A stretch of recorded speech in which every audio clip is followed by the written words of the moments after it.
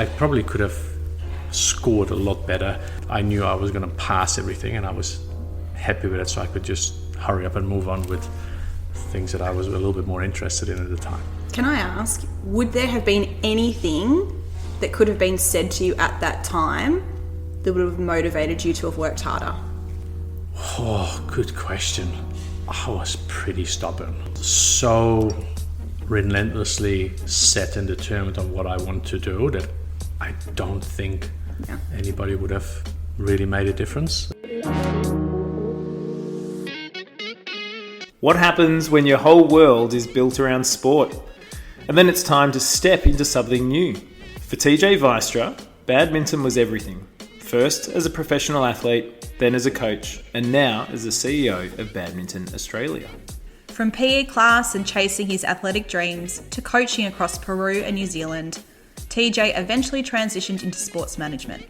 With a graduate diploma in HR, an MBA, and a drive for leadership, he worked his way into CEO roles in badminton and has never looked back. His story shows that pathways can evolve and that success is about much more than results. In this conversation, TJ reflects on resilience, growth, and the people who supported his career from school to sport and then on to leadership.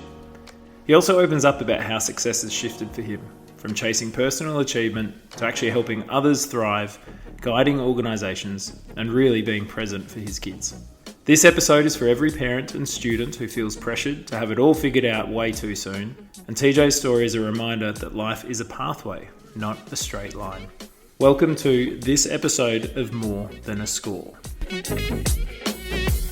I get to do the introduction for our guest today. I've whipped something up. Laura, I'll look to you to see if I do a good enough job for this. So, high performance athlete, ranked in the top 25 globally, national and Olympic coach, Dutch, Peruvian, New Zealander and Australian now citizen, a keen hiker, a forger of new and less travelled paths, CEO of Badminton Australia, hands-on dad of two, and the Dutch Leighton Hewitt. Today we're thrilled to have TJ Weistra join us on More Than a Score. TJ, lovely to have you here. Well, thank you very much. That's probably the best intro I've ever had, Dan, so thank you very much for that. And I've got to say, I'm so glad you pronounced TJ's last name. Oh, You did. Is that perfectly pronounced? Laura's doing the perfect symbol for all our listeners out there. Yes. Okay, that's yeah. I think I don't pay that much attention anymore to people pronouncing my name because I have very low expectations given it's so complicated. So, but Dan's very good at it. Yeah. Yeah, right. Yeah. Even my first name. How do people often pronounce it? Weistra. Weistra. It is Yeah, well, that's a very Australian Weistra, hey? Weistra, yeah. Well, TJ, it's lovely to have you here, and thank you for the time that you spent filling in the little pre-podcast form. But the way that we normally start the podcast is we jump straight into it, where we think at the end of your time at school, education, were you happy with your score? And I will say, we know we're coming from an international lens with this one too. So when you think back to the end of education, were you happy with your score? In terms of my end result at final exams, or is that happy with my score? I think I got what I deserved based on the effort that I put in. Oh, tell us more about that. What does that mean? I strategically set myself up in such a way that throughout what is here year 12, and for me it was year 5 at high school, that I could finish high school and pass my exam with the least amount of effort, which I did. I probably could have scored a lot better had I gone through my finals the way that probably I would have expected to have done, but I didn't. But I knew I was going to pass everything and I was happy with it, so I could just hurry up and move on with things that I was a little bit more interested in at the time. Can I ask, would there have been anything that could have been said to you at that time that would have motivated you to have worked harder? Oh, good question. I was pretty stubborn. So relentlessly set and determined on what I want to do that I don't think anybody would have really made a difference. But when you sit here, 30 something years later, maybe there could have been, but I'm not sure. For the person sitting there listening right now, tell them a little bit about, help them understand where, like, your school setting, the context that you were at with school, just to help sort of set the scene. Yeah, look, I was in a public high school in the northern part of the Netherlands. I think a pretty sort of average school. Lots of kids from my primary school, from the village where I grew up, ended up at that school. And teacher-wise, it was pretty okay. The school setting was okay. I think the structure was fine. I also didn't know any better, right, at the time at all. And I haven't gone back to high school, so I have very little to compare with. I sort of go through my children now to understand what their experience is. I think overall my teachers were supportive because they knew very well what I was doing. And I think they always told me, TJ, we're happy to support you as long as you keep up and you're up to date and you're getting, acceptable marks, right? And then the school also supported me. And there were a few occasions where I did get pulled up and reminded. They said, hey, TJ, if we're supporting you, but you have to keep your end of the bargain, right? So we're giving you flexibility. You're away a lot. We think it's great, but you need to make sure that you keep up.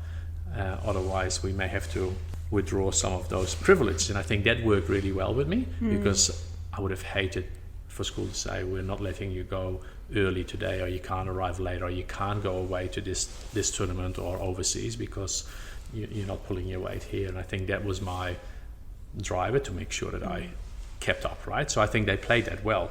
I guess they played into, they knew it was important to me. So and I think that's what my parents are the same. As long as we'll support you, just make sure you do the right thing. And what did that sporting stuff look like at that time?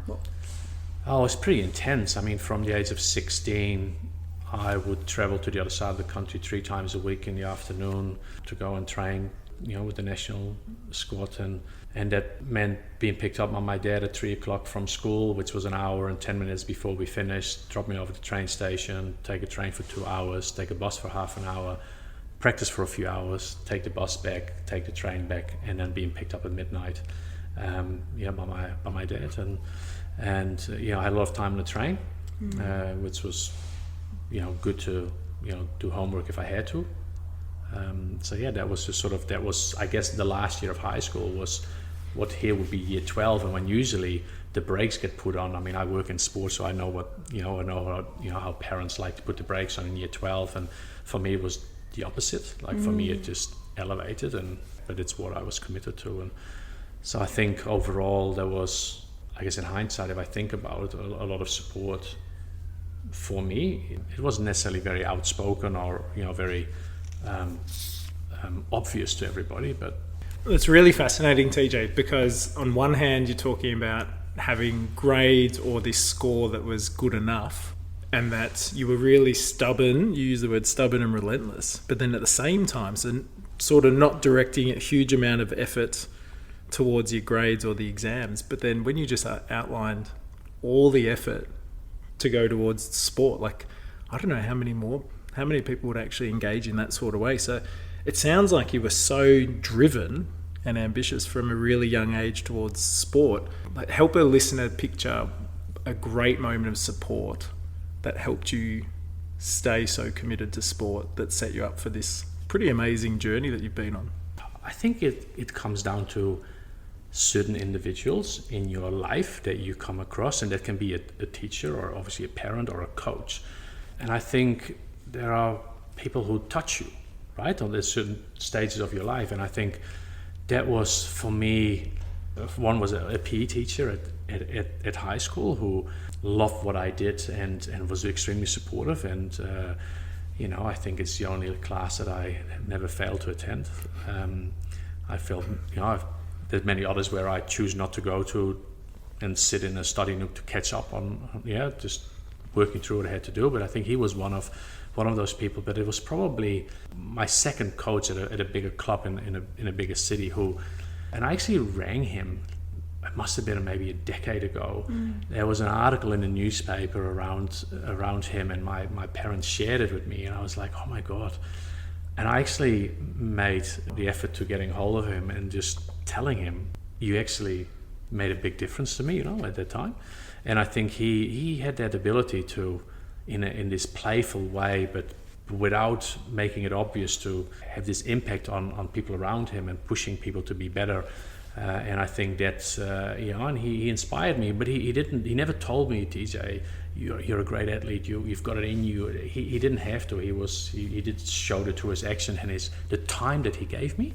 And that's what I guess made me even want to commit even more. And there's been coaches where, have done the opposite, which had the complete opposite effect, and how that has impacted me a lot as well. And ultimately was the reason why I gave it away as well at 25 and left the country, because the people that were around me were too negative, and it just had too much of an impact, right? So I think that's it. It's people that will come at certain times in your life and make a difference. And when I became a coach, I held on to some of those great coaches that I had, and there was later in life as well. I had a personal coach, a badminton coach, who again I'm still in touch with him regularly. Whenever I go back to the Netherlands, whatever it is, I will always make an effort of going and visit him for one afternoon, him and his wife, because they were always there for me. And I think they were those people who pushed me to be better. And yeah.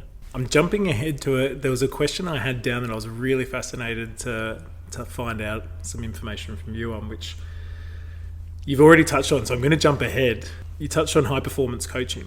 So a great high performance coach brings out the best in others. And you and I, not during these times, we've often spoken a lot about high performance coaching, but what are the skills from your time as a coach and an athlete that have really helped you? Look, when I started coaching, when I got my first coaching job at the age of 25, I thought I knew what it meant to be a coach, but it wasn't until I probably was in my mid-30s that I realized, oh my God, so many things that I did wrong, or I just didn't know. But what was always very interesting looking back at my time as a high performance coach, that I became the coach that was similar to the coaches that I've had, which I admired. So I drew a lot from that, and I think that comes back in parenting as well, right? And it's all sort of coaching. So I think ultimately I've always opened myself up to criticizing myself and creating self-awareness of so I think for me it has always been around being more than just a coach that shows up and coaches on court, because when you're coaching kids, which I did a lot, you have to remember that to them you are probably a lot more than just that person that is the coach and teaches technical or tactical things, right?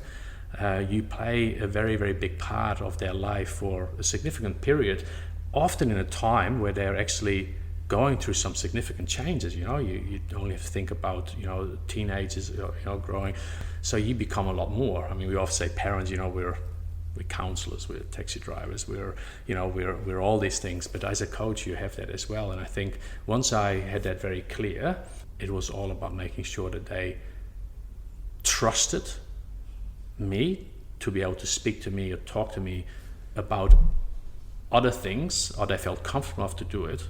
They didn't have to. I would never force it.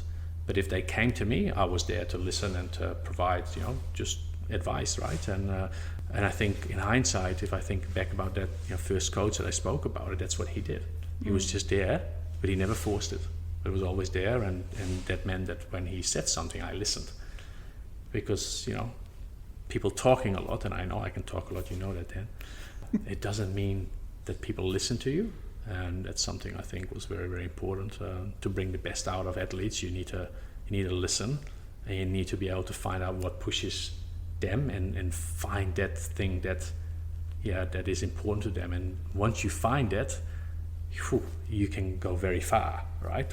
And they can go very far. And I think that's what happened when I was young. Somebody has found that in me, understood, what made me tick, and then that sort of just accelerated everything.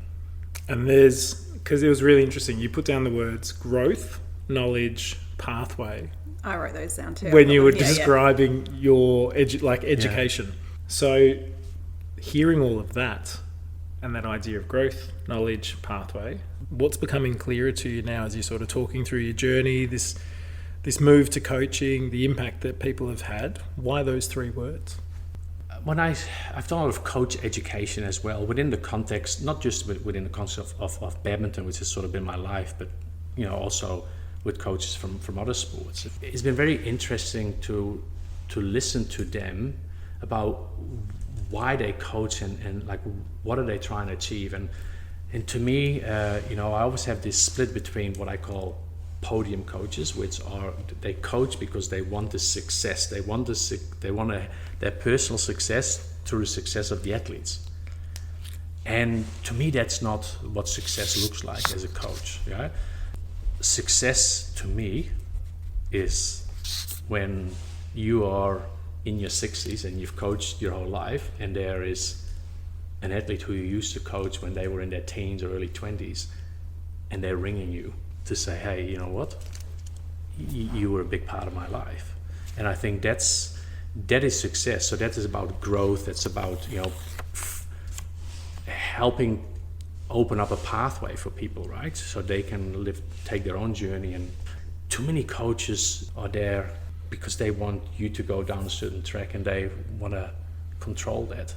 And I've been that coach. Like instilling a bit of fear, right, and forcing people to do something because I'm the coach and I'll tell you what to do. But that doesn't last very long, I think, and ultimately also strange enough a reason why I gave it away, because I couldn't get out of that environment where I couldn't be me and I wasn't valued.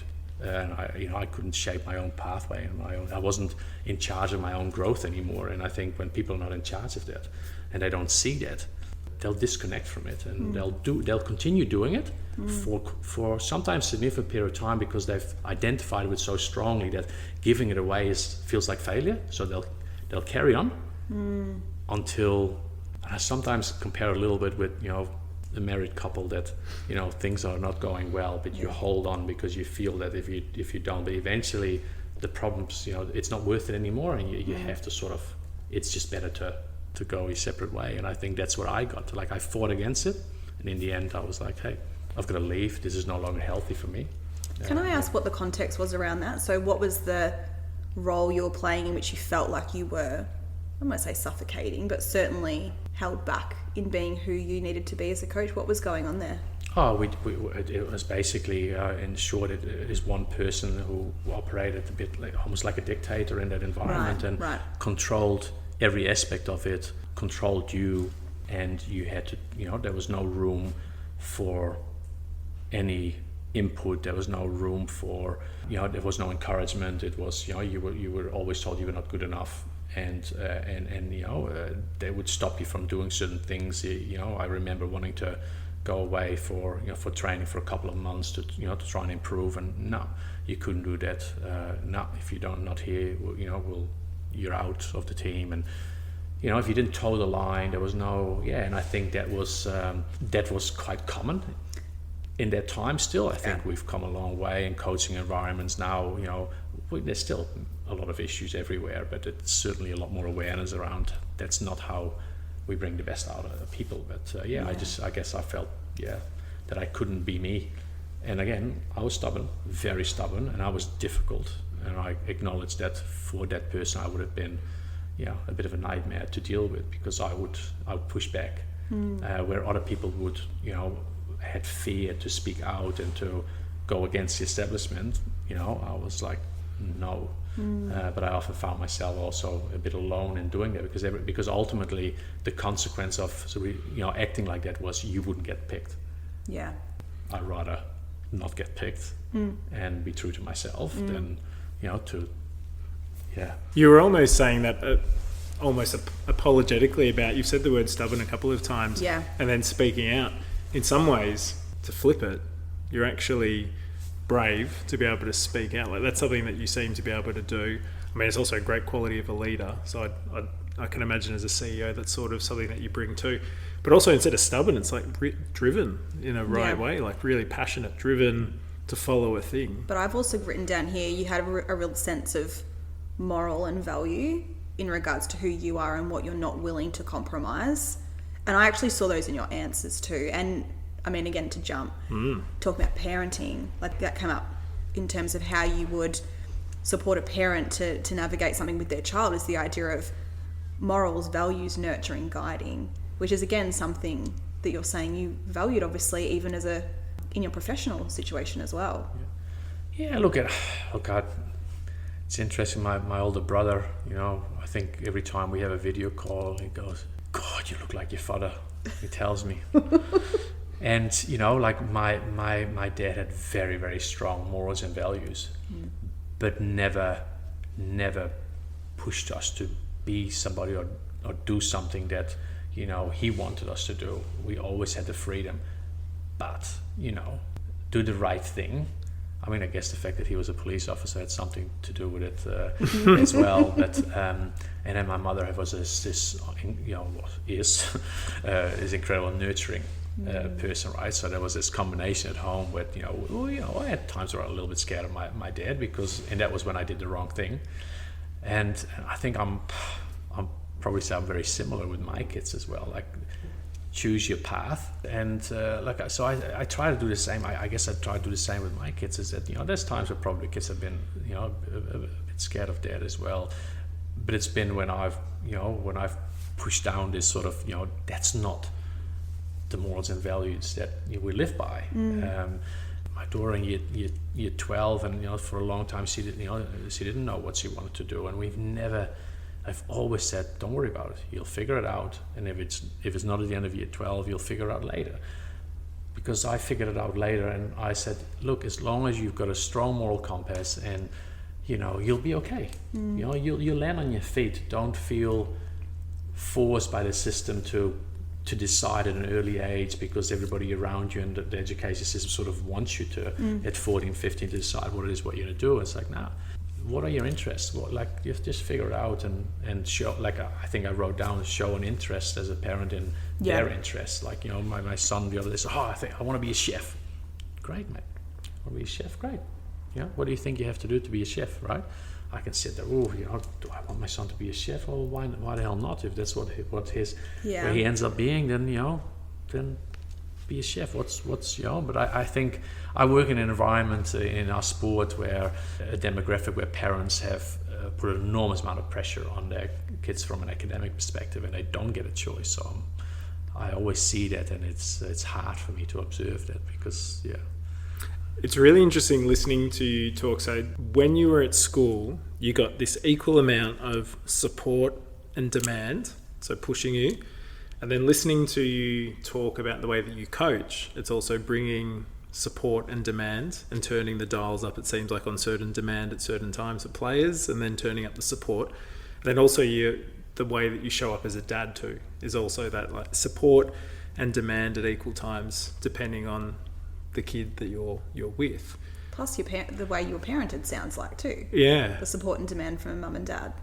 Yeah, I think so. And it is about it. It is like sometimes you have to dial it up, and sometimes you dial it down, and you have to try and do that at the right moments. And we don't always get that right. I mean, I can't sit there. I mean, I've gotten that wrong so many times, and I think that's also important to understand. That I've done things that parents are not proud of, and I've had to reflect very hard and walk a lap, right? And we all have our personalities as well, but trying to understand that when that happens, to be able to recognize it and maybe change the course of action, right, that you're taking. And I've certainly not always been able to do that. And as a coach, that's been the same, but you live and you learn, right? And I think as long as you can own up to that, and that can be hard, right? Because a lot of people see that, of course, as a weakness, right? When you own up to the fact that, hey, I did that wrong. But if you do it well, it's probably more powerful than not saying anything, right? Yeah. I've also often talk about the tough love thing, and I know at home, I do that quite a bit. My better half, Dan, she struggle with that a little bit more, but from time to time it's necessary, I see. But I have also in coaching other coaches, I've seen coaches do tough but without the love, and I always say you can't do tough love without the love. Like, you can't just be tough. When we're demanding of people and we toughen them, we then also need to show that we're there to help them to get out of the other side better, right? So as a coach, if you're hard on athletes, that's fine. You can actually be really hard and they'll accept it because they know that you got their back, right? You're not just standing there being tough and then walking away and letting them deal with it themselves. You're being tough because you care. And I think there's a huge difference between being tough and caring than just being tough, because it's very easy to be tough and then walk away from it. But that, I think ultimately you lose people's respect when you do that, and that will, in the parenting, I would say that will be the same thing, right? It's like when we were teaching. Well, I don't know about you, Laura, but I used to try and describe myself as I wanted to be the warm demander, so I could really push whatever class or people I was working with. But you're right, you have to get the relationship. Otherwise, knowing how to push them, when to push them, or when you shouldn't maybe push them can be really tricky. I'd actually love to hear about your role now. I think we've spoken about you as an athlete and a coach, but you're now currently CEO of Badminton Australia. I'd love to know what that role is and what you're bringing to that role based on everything you've learned. If anybody would come to me and ask, TJ, should I become a CEO of a national sporting organisation? It's tough. Right. It is really, really tough, especially when I work in a medium sort of size, small to medium size NSO.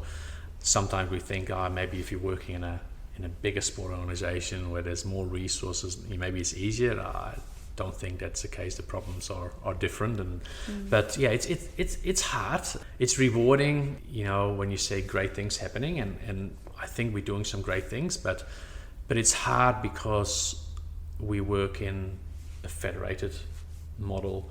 We are all full-time employed, but we're dealing with mostly people who are volunteers, who managing state organizations, clubs who do this besides their day job. So to change things is very, very hard.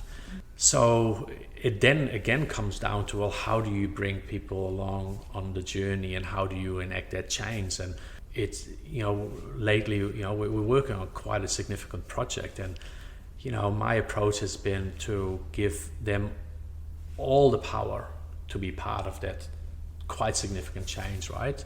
Because if you don't and you start off just driving it, the barriers will go up, right?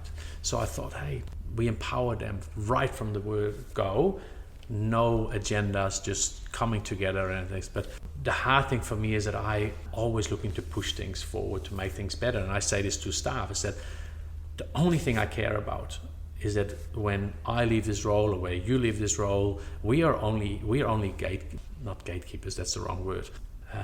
Like a seat filler or something, for this role? Well, we're there for a limited number of years, right? And when we leave, we have to be confident to say that I've left the organization in a better place than before I started.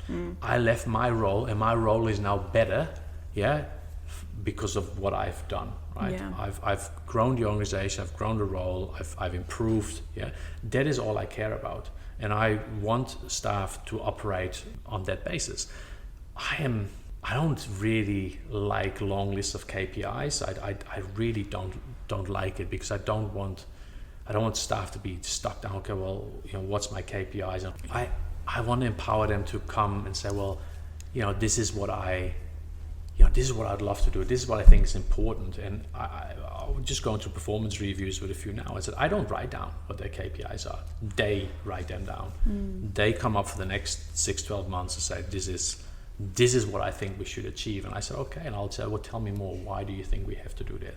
And how do you think that's going to improve what we're doing? And how does it align with the overall strategic objectives that we have? And I want them to build it out. It's very easy for me to sit there, but they have to own it, right? They have to feel connected with it, and they have to feel empowered, and that they feel that they want to, that they can come every day to work with ideas and thinking, hey, and I will always hire people who are gonna, in some shape or form, rock the boat a little bit, because they want to bring themselves and throw them into this job.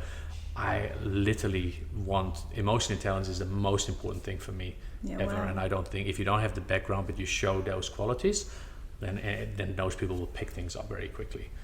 So that's, I guess, how I try to do. Yeah, how I try to run the organization and let them, own it, and then I think that's key. So. When I was looking at your idea of success, I noticed that the trajectory was it comes from something personal, it becomes something communal or organisational, and then from there you're left with that idea of what you can bring for future generation and the legacy that you can lead. So is that really what success has become for you? Yeah, I think so. I mean, this is a bit dark, sorry, but but it's very important. Like when when we all come to town, we're old and we've lived our life, and people, whether that's at your funeral or past, and people talk about you. People don't actually talk about what you've achieved, right? A lot. They talk about the person that you were and whether you were a good person, right? And that you generally were there for other people. And I think in work we have to leave that legacy of hey, that person did a great job because they were good at what they did, but they also did it in a way that brought others along on a journey. And I struggle with negativity, and I struggle with glass half empty people. I really struggle with it. And when I have people around me that operate like that or in my job, I try for a while, but then I will probably try to move them on and bring somebody in who comes in with glass half full type approach, because we all know that is a lot more pleasant to be around, and it achieves more. If you had to name 3 things that you definitely look for anyone that you would like to work with that can be really successful, I'm just thinking of the listener. They've probably got someone in high school or potentially going into high school, and they're looking forward, listening to you. You've had this really accomplished, successful, really hardworking career that you've created yourself. And still having, right? And still not having, at absolutely. The end, surely not. Which is all based on your values, right? Like you really value making a difference, having an impact, just what Loz, you were just saying now. What are the 3 first things that you look for or would seek in someone that is really successful going into the workforce? Oh, it's very interesting, because I don't know how many recruitments I have done over the last 2 years already in this role, and how many job interviews. And this is probably really important for a lot of people that trying to get into the workforce out of school. But I'm being super honest here, that if you don't catch my interest within the first minute of that interview, you don't connect with us or the panel, or you don't bring that energy, then it's really hard to snap out of that for me. And I think and that can be difficult when you're coming in, this is new for you, trying to get in the workforce, but that's why it's so important. Like we get quite a number of interns, for example, and that getting a feel for the workplace and getting a lot of coaching in terms of like the question you are asking me now, that should be very much part of people when they're at university, and that coaching around, like, you've got this supposedly knowledge now because you've passed all the courses. But of course, in some industries that is like you can't really get in unless you can show that But in our environment in sport, I just need to connect with you, and you need to bring that spark. And I think that's so I look for that connection. Is a lot of almost gut instinct, and that's quite harsh, right? Because how does anybody prepare for people on the other side of the screen or other side of the table? How to do that? But I think it's really important. Sorry to interrupt, but think of the most recent person that really did connect. Like, what was it that they did, so we can take this idea of like connect energy. What does connection look like? Yeah. What does it feel like or look like? The most recent person that did it really well, what did they do in that first minute? Oh, look, we recently recruited somebody for a senior position, and it took months, and we interviewed a lot of people, and I was just saying, no, not connecting, don't feel it. And then we had this one interview with quite a young female, but with quite an interesting background, yeah. And as soon as we're on Teams, and as soon as the cameras were on, the body language, the spark, yeah, and the way she spoke, how prepared she was, how she understood how to connect with us by having done her research, her homework. You know, it's not just okay, I know what's in the job description, but have you taken time to understand our organization? Have you taken time to understand who's on the panel? And saying things like, and saying, oh, TJ, thanks for the question. I'm aware that you've got quite a bit of a background, in this high performance, because this was a high performance role and high performance coaching. So I'd be really interesting to hear what you think of this, but this is sort of where I'm coming from, right? And I was like, okay, so now we've got a conversation, and somebody who brings that level of intelligence into a conversation knows how to engage us and pull us into their conversation rather than sitting there and just answering questions, right? Because that happens a lot. I ask a question, I answer it, and then it's next question. I don't want that. I want a conversation, and I want people to say, hey, bring me into your life, and why should I hire you? And it's storytelling. Yeah. I think that is it. I think that's it. I think somebody who can tell me stories and draw me into that, then I was like, hey, that's what we need. We need people who can tell stories, because that's what's they're going to be able to bring other people on that journey.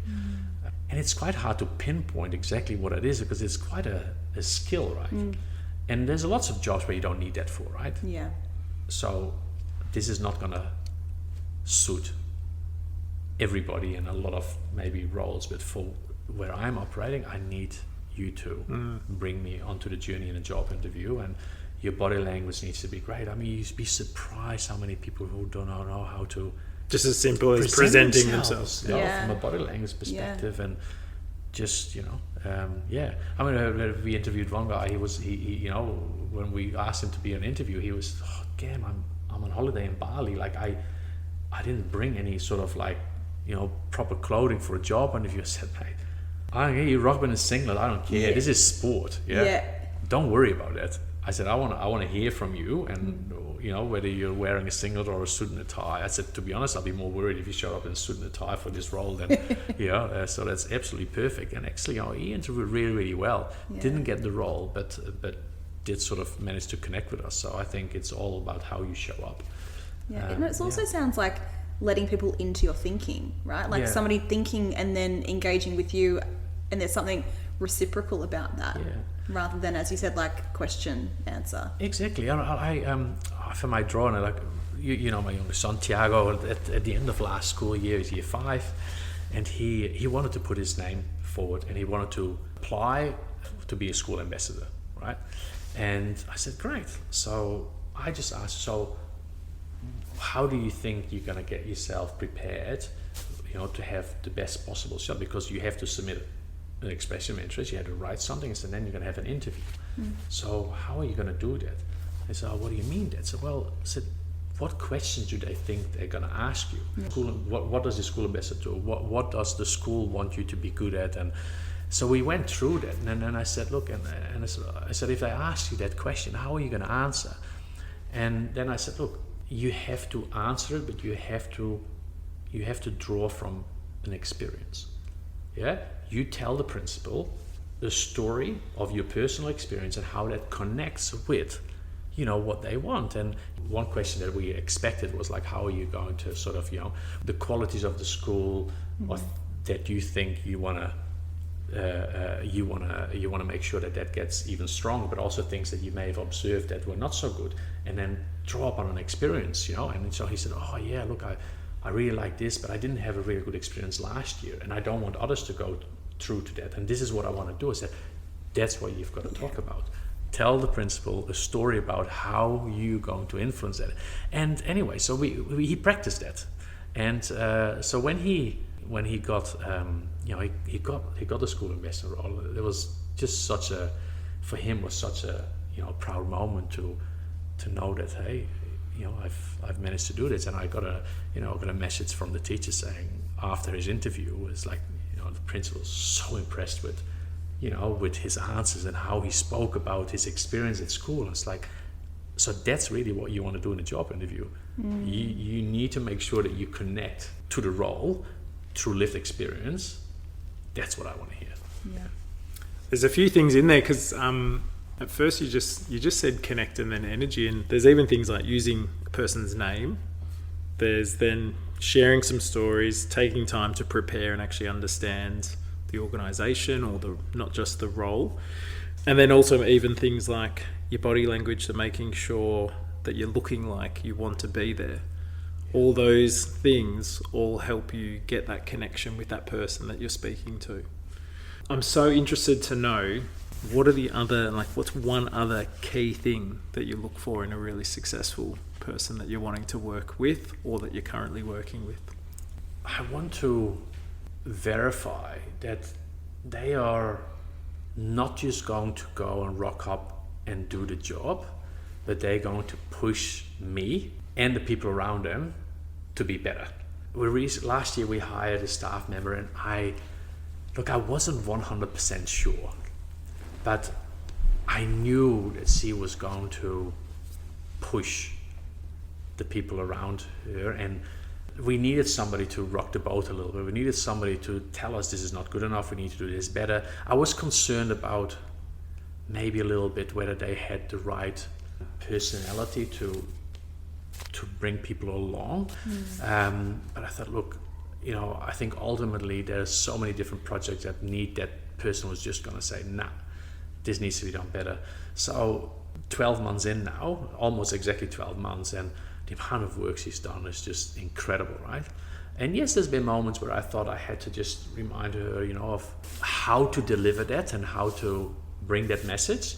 But overall, it was the right decision because we're much better off right now. So I want people that give me confidence, that want to bring ideas and how to do things better.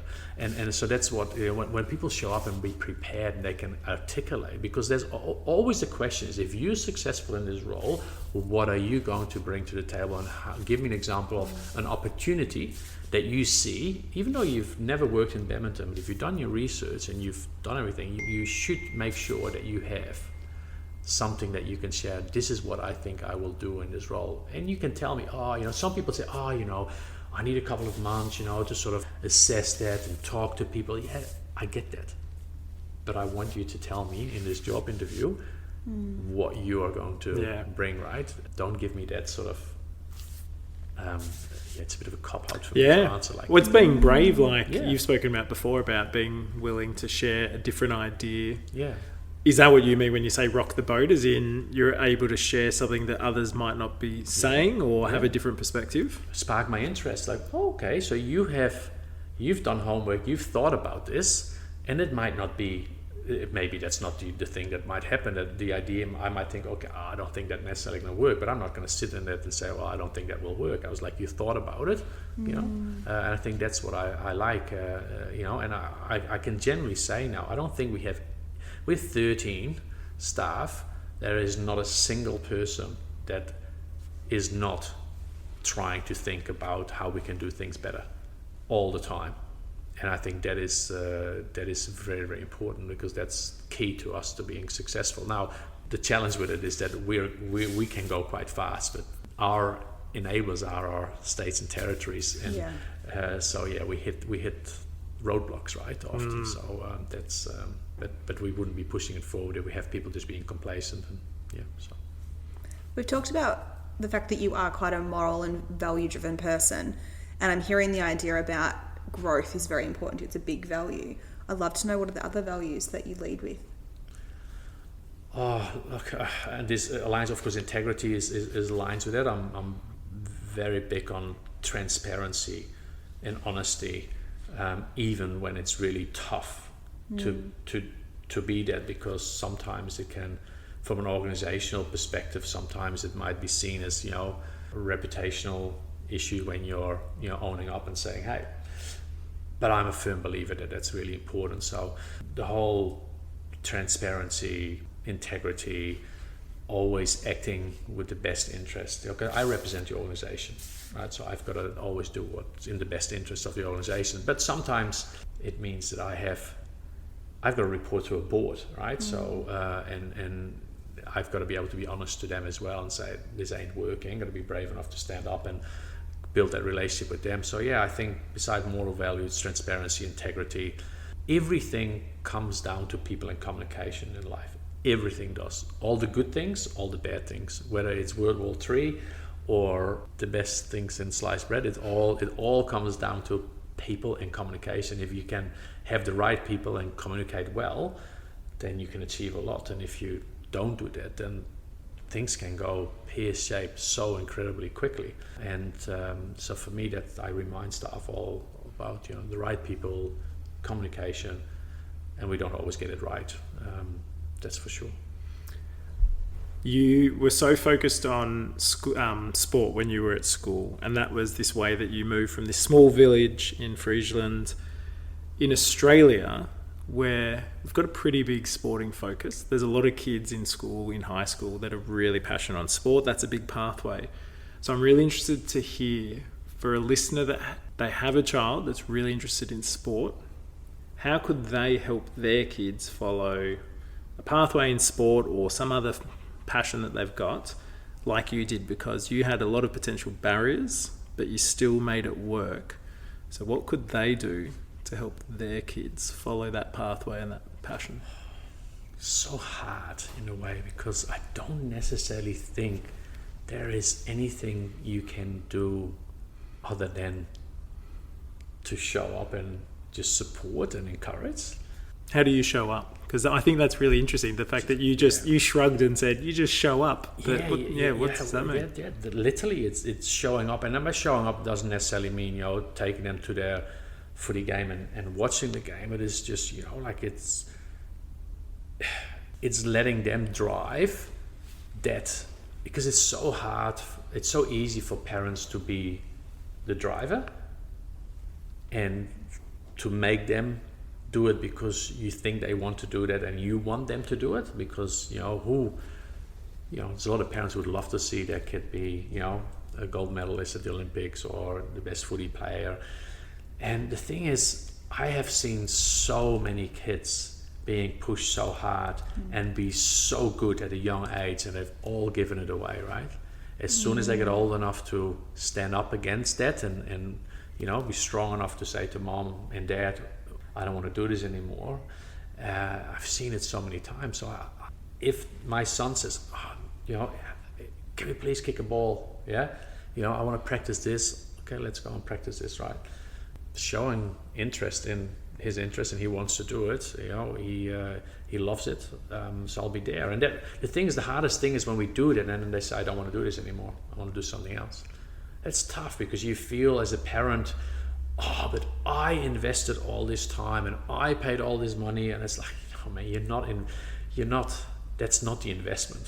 You're investing in their development. You're not paying for soccer training or this jersey or whatever. You're investing in their life, right? And sport is, to me, super important because of the discipline, the morals and values, the team sport, the team aspect of it, whatever it is, and that's what I'm investing in. And I see it in my daughter, who how much did we not invest in her with badminton, with gymnastics, with dance, crazy amount of money and time, and she doesn't do any of that anymore, right? So is that a failure? No, because I can see her as a person now and what she does at school and how she has this drive to do well and manages herself, and it's self-driven.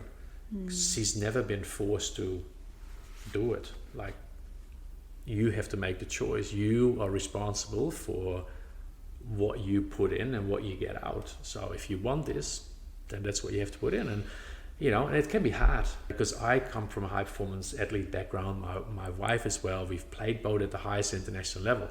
So it's very easy to get caught up in that and wanting that for your child. But it's, what's the percentage of kids that actually goes on to do that? You've got to be pretty damn crazy in the positive sense of the word to be able to do that.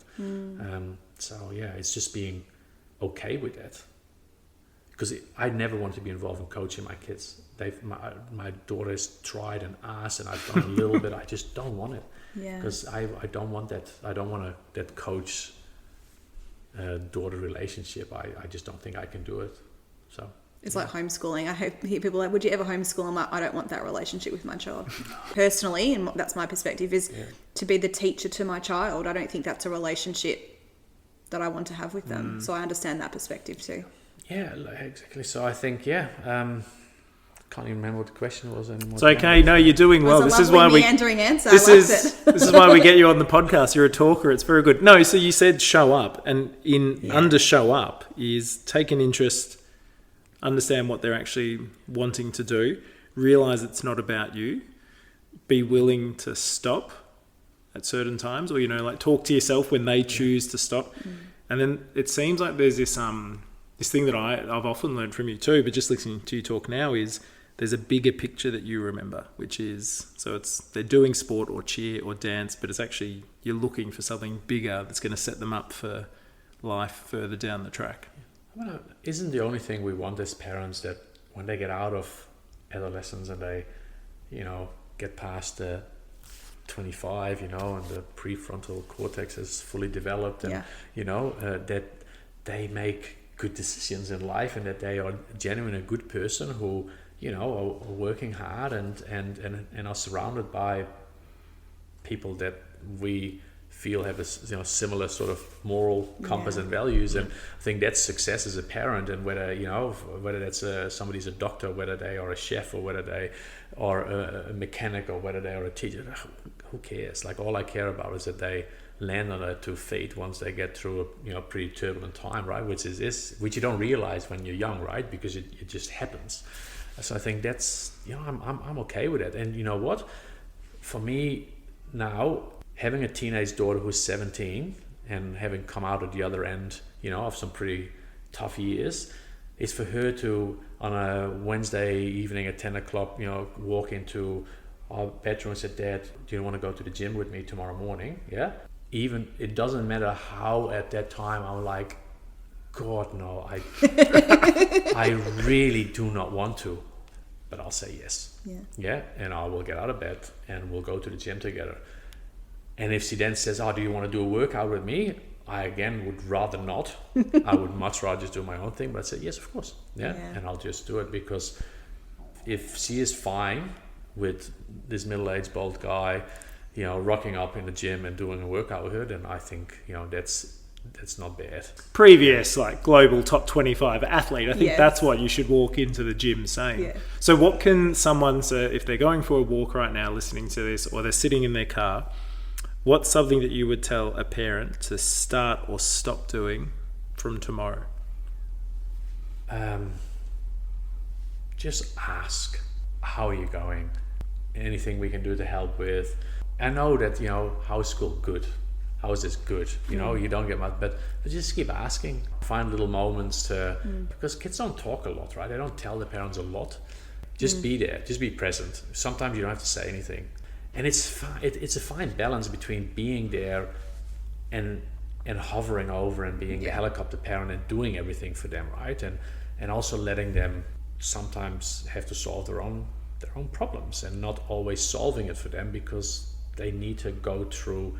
Maybe that has changed a lot. I feel that we're trying to stop kids from suffering a little bit too much sometimes. Sometimes you just gotta have some disappointment, and you gotta understand what it's like, and then finding a solution and working through it. As a little example, Thiago, he's got a school ambassador, right? And he's got his badge, and I think it was one weekend, one morning, we're not that far away from home, right? I could turn around and it would have taken 3 minutes, right? And he was in a panic. I forgot my badge. Dad, I don't have my badge. We're going to go. I said, no, mate, sorry. Can't do that. I've got to get to work. I said, but I can't show up to school without my badge. I said, mate, it is what it is. Well, what am I going to tell the principal? I said, you're going to go up to the principal. Said, I'm really sorry. I forgot my badge this morning. Yeah. I said, well, I can't do that. I said, well, that's exactly what you have to do. Is you just own up to the fact that it wasn't me who didn't, who forgot to remind you, or mom, or whatever it is, that you're a school ambassador. You need to put on your badge in the morning, and it's so easy at that moment to try and stop them from having to go through that and arrive at school and being told, hey, where's your badge? Why are you not wearing it today? And solving that for them. But I said, no, you have to, and since then he's never forgotten it. I think they talk about our generation of parents. I'm very much in this generation of parents, about us being snowplow parents. So we like to clear the way. Lawnmower, I hate lawnmower as well. Lawnmower. Yes. So we clear the way so that Yes. there's no bumps Yes. for them. But so what it sounds like for you is like being there, showing up, listening, making sure, it sounds like as well, being off your phone. So then you can also spot and actually be there with them. But also the productive struggle and almost spotting times when this is actually an okay time to fail or go through this hardship. Yeah. I mean, you're obviously not doing it when it's really, really high stakes, really serious. Well, that's the thing. That sometimes can be hard because I remember my daughter actually was in a panic at school because she forgot to take her laptop to school. I was in meetings like, I can't. So I said, so what's the solution? Oh, I have to go to the office and, maybe I can borrow one. It's okay. So I go to the office and she managed to borrow a laptop and she got through the day, right? Yeah. So I could have dropped everything, jumped in a car, drive to school, drop her off a laptop. But sometimes you just gotta, My dad always had, this comment, and I won't translate this one from Dutch, but basic comes like, but did somebody die? Is it really that serious? Is it that serious? Was it really that bad, or is it okay? And but that's the tough love sometimes, right? And it's hard because at that time surely my daughter thought I was failing as a dad because I should have gotten driven over, and I said that. It's those dials with the support and demand, isn't it? I always say to my kids, there's always a solution. It may not look like the one you thought you would be taking, but there will always be a solution. Except for, if someone had died, perhaps that's a different scenario. But, generally... It's just a more final solution. Sorry, Laura. No, but... We'll scratch that out. No, but it may not be your first solution that you wanted it to be. It may actually be the fifth down the list. But there is a way to solve that situation, always. But that's such an important skill for them to have. Later in life, you go in the workforce, and it's not always going to go your way. Yeah. She had a bit of a tough time in year 5. There were a few kids around who were on this case, and it's hard to see that happening, right? But you talk, okay, look, there's going to be people in your life sometimes, and it's going to happen your whole life, always, whether you're studying, working, whatever, family sometimes, and how do we manage it? Like, what strategies can we put in place? How do we build resilience and that's hard because there's a fine line, right? Because there's times when you have to step in as a parent because you've got to protect them as well, right? Which I've done as well.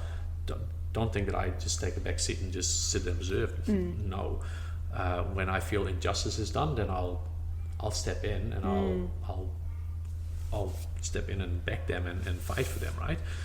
But it's finding that balance. And just wanted to say one thing about the sport and how do you encourage the kids, right? One of the best piece of advice that I got from a close friend and a coach was that he had kids said, TJ, we have a rule at home that when our kids play in a sporting an event, a tournament, or just a soccer game or a cricket match, whatever it is, when it's finished and we drive home, we have a 48-hour rule.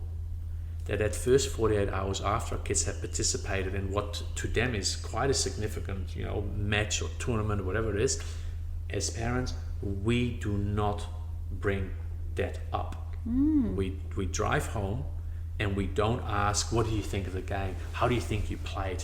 You could have done this better, and why didn't you do this?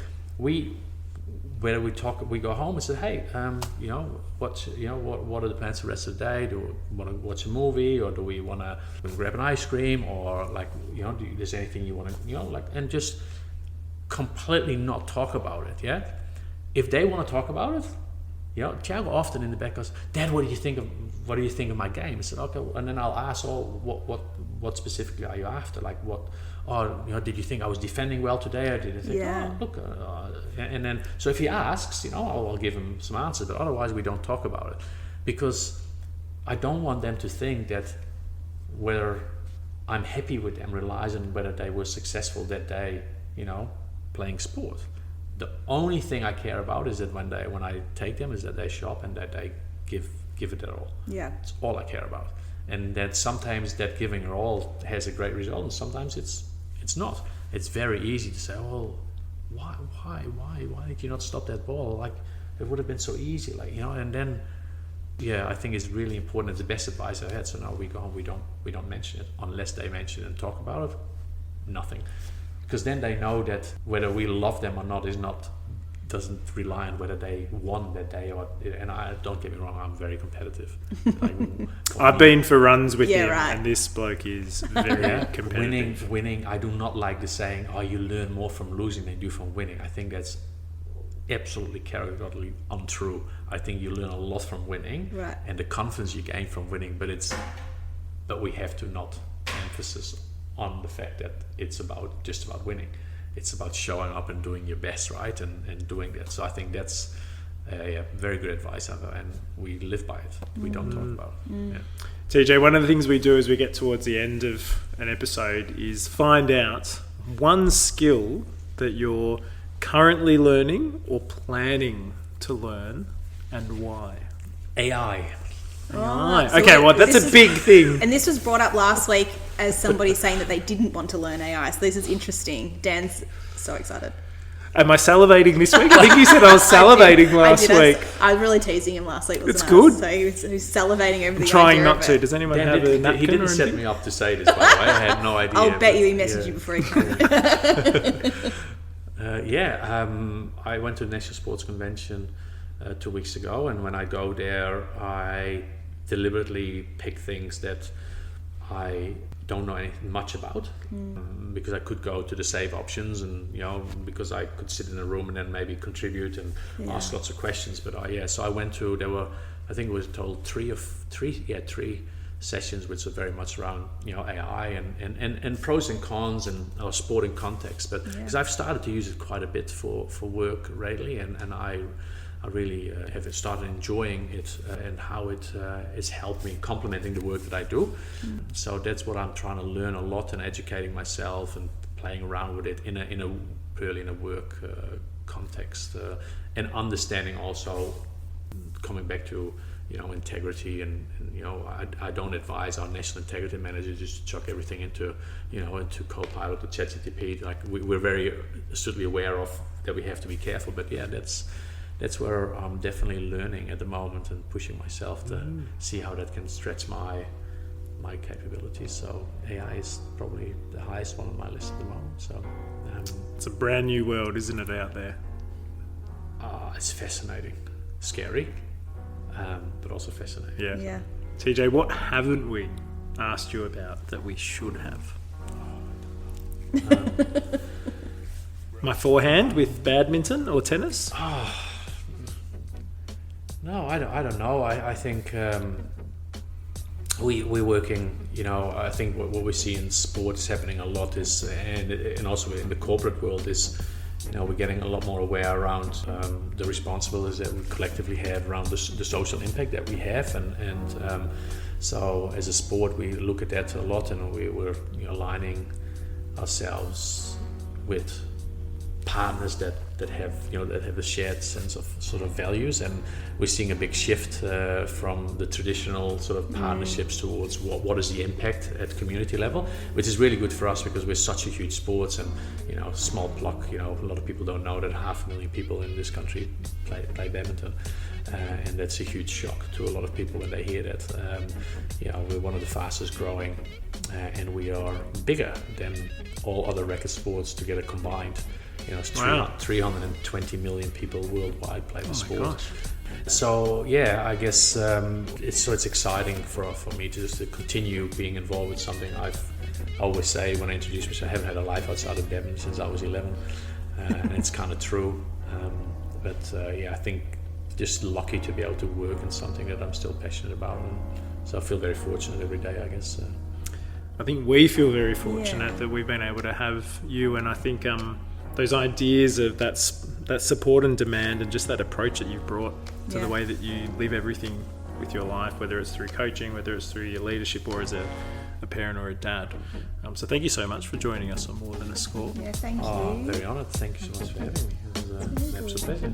Yeah, thanks so much, TJ. And that's a wrap. Good job, TJ.